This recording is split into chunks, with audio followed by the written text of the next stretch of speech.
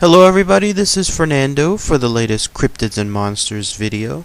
As always, thank you for your suggestions, and this particular entry here will finish this season, quote-unquote season, and then that way I'll give these videos a rest and then start them sometime soon, probably within about maybe 3 weeks or so, 3 or 4 weeks at most, so be on the lookout for future announcements on that regard. Thank you again for your continued suggestions, and in this particular theme, those involving the large cryptids and then also supernatural cryptids. In this case, I picked one that was more on the supernatural side because it has been one that has been recommended for the longest time now. I think since the early couple of videos that I started this channel way back when. So I finally was able to get around to it and tie it in specifically to the theme, again tied to supernatural entities. So thank you again for the suggestion, very popular one, and based on all the information I was able to find, there's a lot of detail, a lot of good info that is available on this cryptid. And the one I'm talking about here is the cryptid that's known as the Aswang. I hope I'm saying it right, but I'm just going again by what's phonetically said, and it's Aswang, or in some cases it's also said Aswang. So this is an entity, whatever it is, it's found in the Philippines, several regions within the Philippines itself. Some of the regions known as the Capiz, the El Olio, the Bohol, the Masbate, the Atcan, the Antique, the Siquijor, and so forth. Various regions, in other words, make up the tales that are tied to this entity, whatever it is, and it is a very unique entity, very scary entity. It's almost up there when it comes to the freakiness factor associated with like the Popobawa, that it was one of my more popular videos.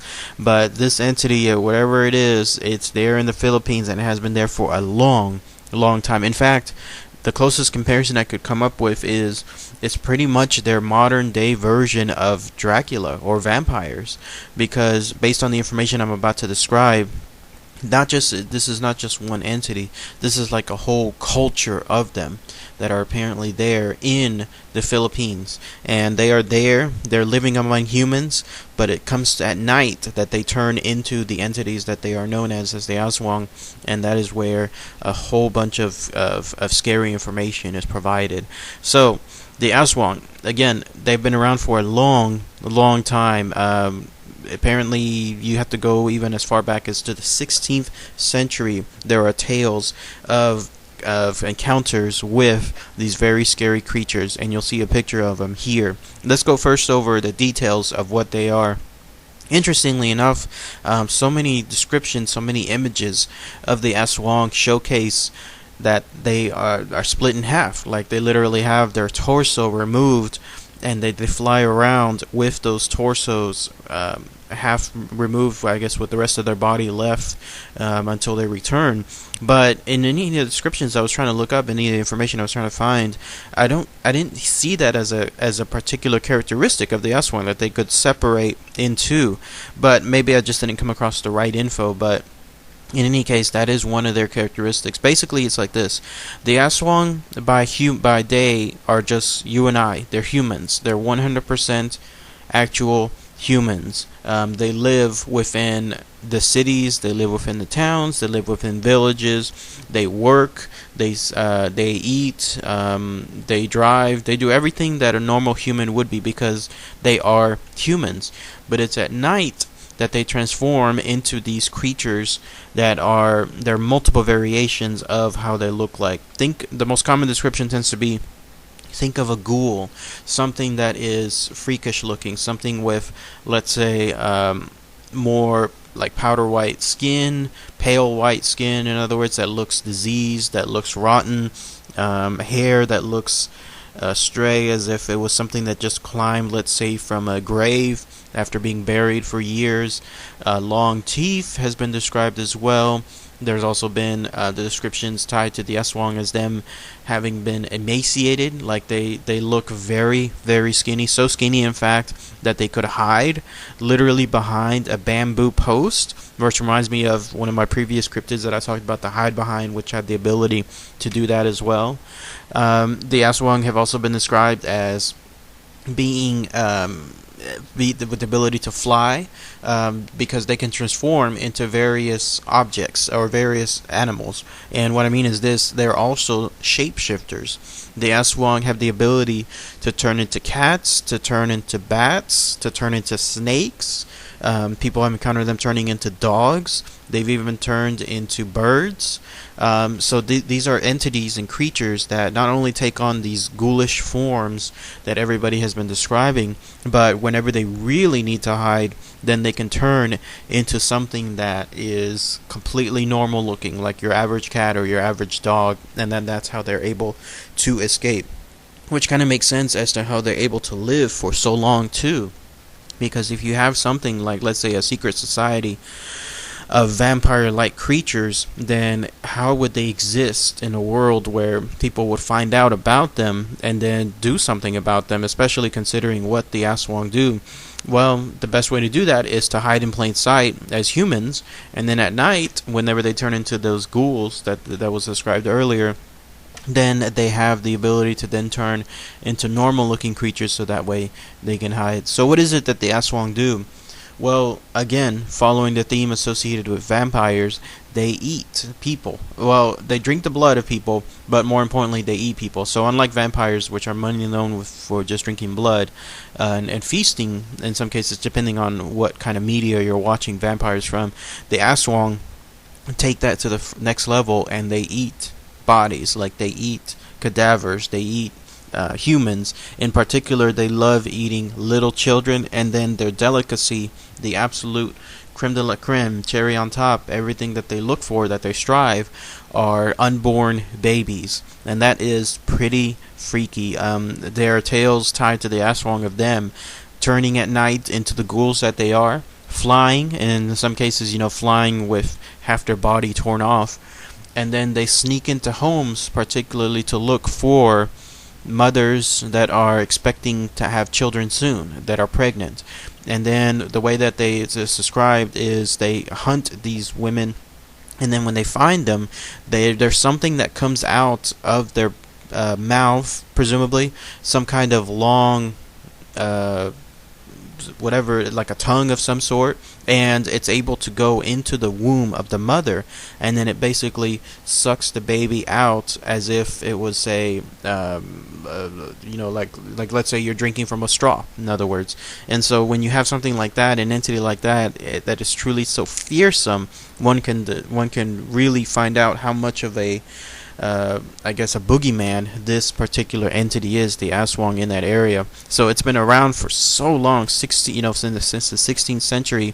It's gone beyond being the tales that normal mothers tell their children at night and say, don't go out at night or else you'll run into the Aswang. Instead, people actually believe there in the Philippines that the Aswang is real, and that it is something that is as real as, let's say, the whatever animals are out there in the forest right now. Well, guess what? There's actually Aswangs there too.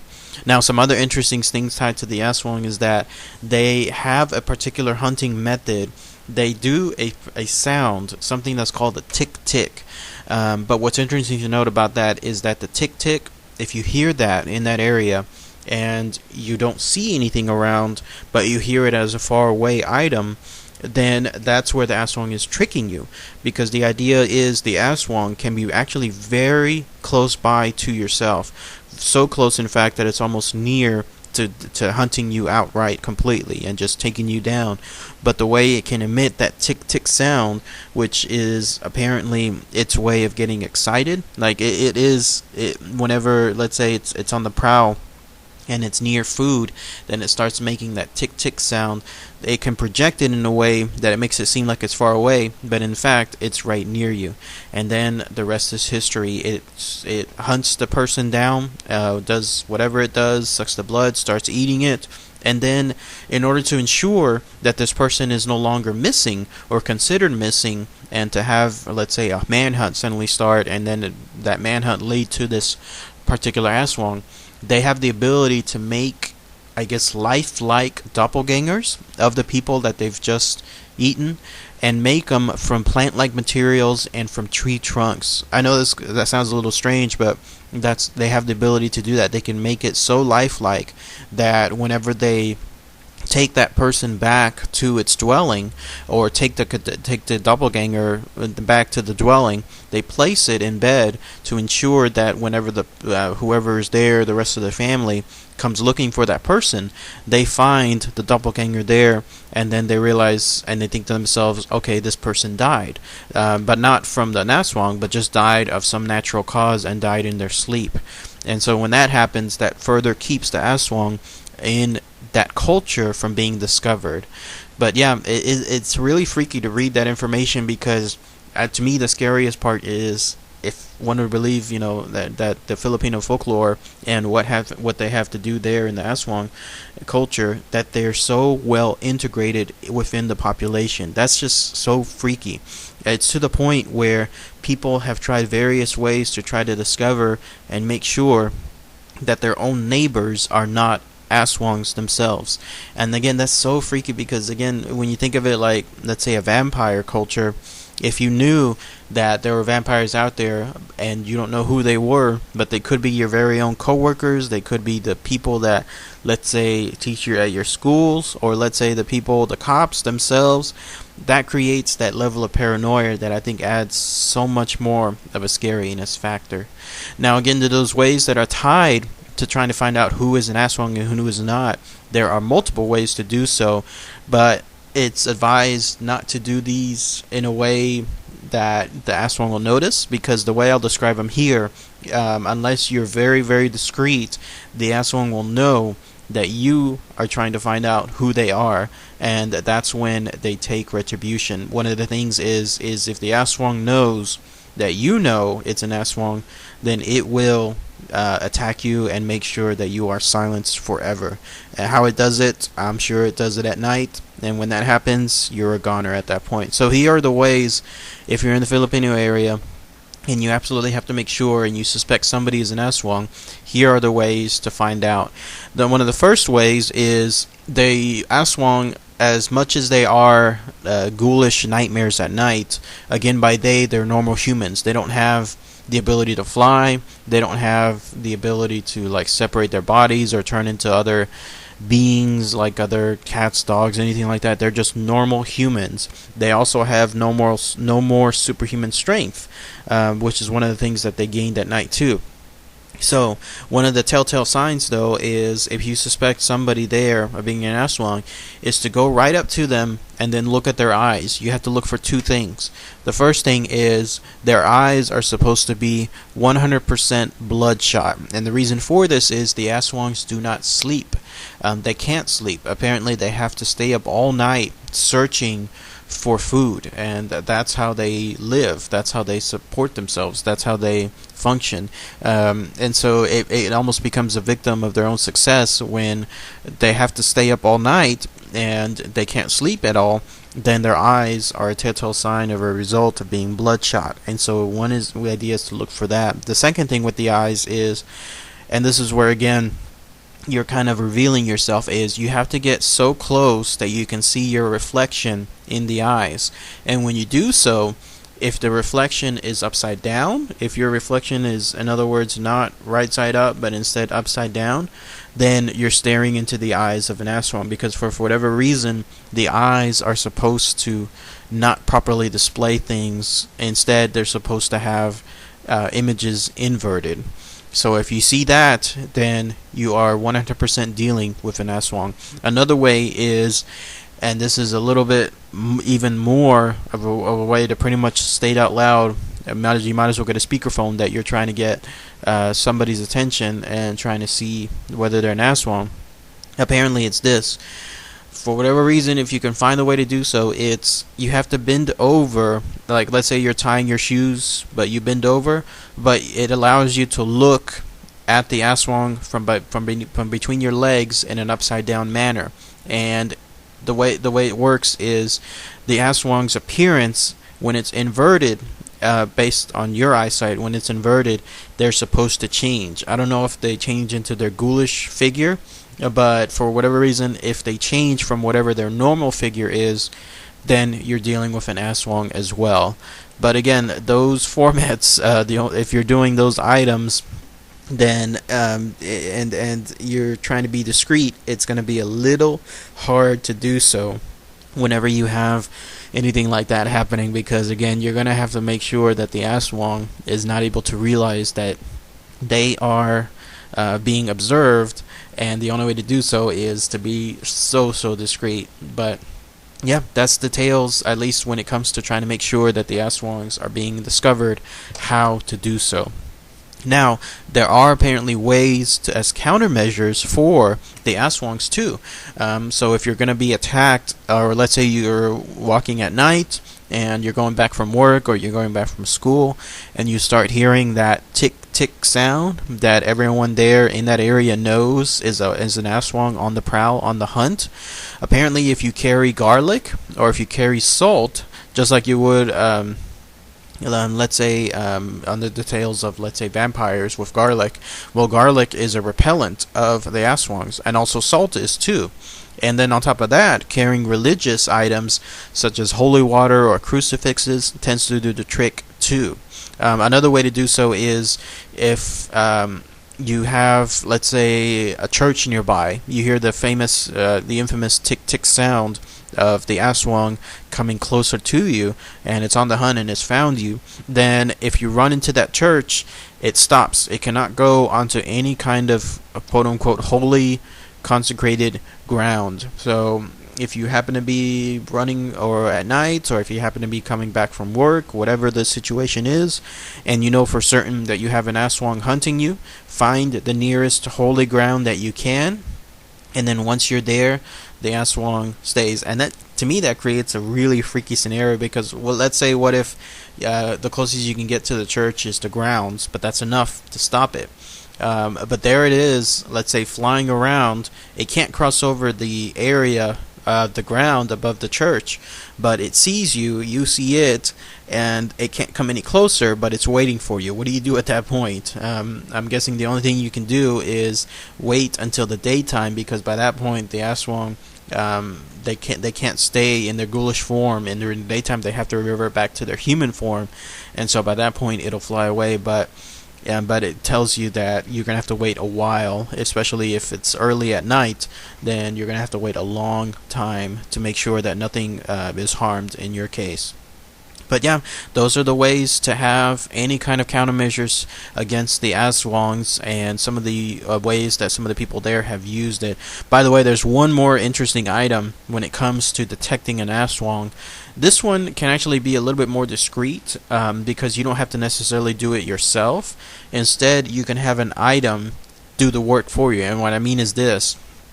If you have an Aswang, or if you suspect an Aswang of being nearby your area, say it's one of your coworkers, or say it's one of your schoolmates, or say it's somebody as a neighbor or whatever, apparently if you carry around a vial or some kind of container of oil made by something called albularis, Albularis, this can detect when an Aswang is around, because that vial, whatever that item is in, it'll actually start boiling. Like, it'll actually boil like you would imagine a let's say a container of water would boil if you're making tea. And when that happens, then you know 100% that an Aswang is nearby the premises, because when that Aswang leaves the premises, then the item stops boiling altogether. Kind of cool, isn't it? So if you have something like that, you don't necessarily have to stare the Aswang like an inch away from their face to see your inverted image or anything like that. No, you could have these things around your area, and if you have the Aswang there, then it'll actually tell it for you. One other interesting thing tied to the Aswang is, despite the fact that it's so well known in the Filipino areas, and despite the ghoulish, nightmarish stuff that it does when it comes to hunting for people, hunting for children, hunting for babies, pregnant women, there are a small section of the Filipinos there who have accepted the Aswang as being, let's say, a part of their culture enough so that it's like, accepting bears around the area. It's just part of living. And what I mean is this: those that suspect of having an Aswang as their neighbor actually prefer to keep it there and not make it aware that they know it's an Aswang. And the reason for this is because the Aswang is by nature trying to make sure that it is not detected, and the best way to do so is it doesn't hunt within its own neighborhood. Apparently it does hunting grounds far away to ensure that its area is never suspected of having an Aswang. So if you're one of the lucky few who knows that your neighbor is an Aswang, then the idea is that those people keep the secret there of the Aswang from being revealed, because they know that they're actually going to be unharmed. And that it actually makes sense when you think about it, because if the Aswang is not trying to be detected and the neighbor itself is not trying to make the Aswang aware that it knows that it is what it is, then both will get along in an almost peaceful manner, because the idea is that the Aswangs by day are, again, regular people. They'll laugh, they'll cry, they'll come over for some games, they'll eat pizza with you, whatever, anything involving normal human activity between neighbors. That's what the Aswangs will do. But if the idea is that the Aswang is suspected but not revealed, and in turn the Aswang does not hunt in around that area because it does not want to reveal itself, then you'll actually be in a peaceful situation. You have no fear of having an Aswang hunting you. And by in turn, it seems like the culture there between the Aswangs is that they respect each other's territory enough so that other Aswangs are not hunting in your area as well, because the other Aswangs know that there's another like them there as well, living in that area, so they don't want to reveal themselves either that way. So kind of interesting that some people have that. As the expression goes, I found some Filipino says it's better to have an Aswang than a thief as your neighbor. I mean, that's the level of acceptance that they have when it comes to these things. So what do you guys think? The Aswang is pretty interesting. No, it's a huge assortment of information that I was able to find on them, what they do, what they look like, how they hunt, the best ways to let's say countermeasure them, the best ways to find out that somebody is an Aswang. But in either way, they are very dangerous set of entities, very dangerous cryptids. If they're truly out there and they've been able to find a way to integrate themselves within culture, so that again by day they're just normal people, and then by night they're able to at least hunt in a way that they've been able to keep themselves up as generations of Aswangs, that makes them a very dangerous set of cryptids. So does anyone know any other tales tied to them? And if so, please post your comments, share them below. Any real life experiences too that somebody might have come across. It'll be so fascinating to hear anything tied to these creatures and see what kind of tales people are able to post here. So alright, thank you again as always, everybody. Take care. Bye.